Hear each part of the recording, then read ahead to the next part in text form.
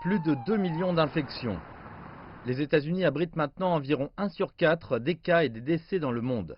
Le nombre de morts du Covid-19 s'élève maintenant à plus de 110 000. Dans plus d'une douzaine d'États, les cas sont toujours à la hausse. L'Arizona, l'Utah et le Nouveau-Mexique ont affiché une hausse de plus de 40% au cours de la première semaine de juin.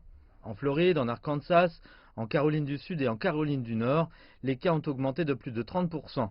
Dans certains de ces lieux, le nombre de personnes ayant besoin de soins intensifs est également en augmentation.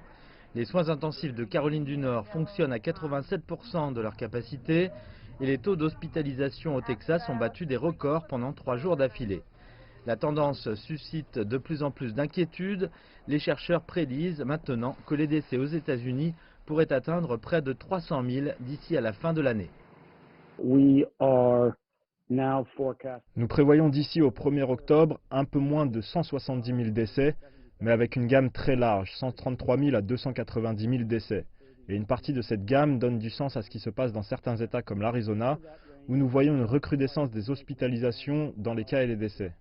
L'Arizona, plus tôt cette semaine, a répété les appels pour les hôpitaux à complètement activer leur plan d'urgence. Cela après que le plus grand réseau médical de l'État a averti que presque tous ces lits de soins intensifs étaient utilisés. Il a également déclaré que l'utilisation de ventilateurs dans l'État avait quadruplé depuis la mi-mai. Jeudi, une prévision plus sombre a mis le nombre de morts à 200 000 d'ici la fin de l'été. Le docteur Ashish Jha de Harvard a déclaré aux médias américains locaux que les chiffres étaient plus préoccupants qu'ils ne le pensaient. Si la situation ne change pas, si nous n'avons pas plus de pics tout l'été et restons au même niveau, nous allons continuer à avoir 800 à 1000 personnes qui meurent tous les jours. C'est environ 25 à 30 000 par mois.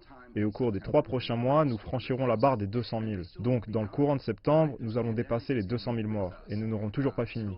Cette pandémie sera avec nous jusqu'au printemps ou à l'été prochain lorsque nous aurons un vaccin.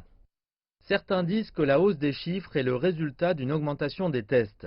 D'autres disent qu'il découle de verrouillage facilité au cours du week-end du Memorial Day.